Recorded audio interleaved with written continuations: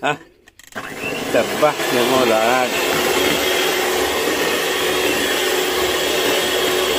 אנחנו פרשת דברים, שבת לקראת מוצאי שבת תשעה באב. אשת חיל נהייתה להכין את החלבה לכבוד השבת, לאכול בשר, יין, דגים עם החלבה, הריח הניחוח השלמני. אשרינו מצוב חלקנו שהנחילו לנו אבותינו את המעדנים המיוחדים שלא נמחקים מהחך. אמותינו הקדושות ידעו לעשות את זה על הצד הטוב ביותר.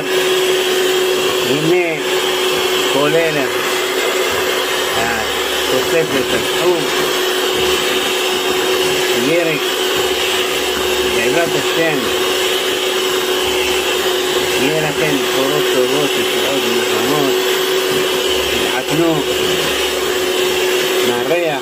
איזה ריח איזה ריח למשהו משהו. דעו לכם שזה התרופה לסוכרת, והמרבה בזה לא יראה מחלות קשות.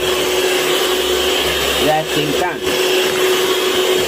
אבותינו הביאו שגידלנו בארץ, וגם נביאים מתימן, וזה יחד עם המעדנים, הסלוק והלחוך והקובאני והכל בכל. יש כאלה עושים סבאיות, וברוך השם יהיה לנו בהצלחה מרובה בכל אשר נעשה. הפיצו את השלטון עד שיגיע לחות'ים, שיהיה להם על הפנים, וזה הם ידעו שלא רק טילים עוזרים אלא גם החלבה מתחדל בין האנשים. שיהיה לנו שבת שלום ושום קל. תורות תורות.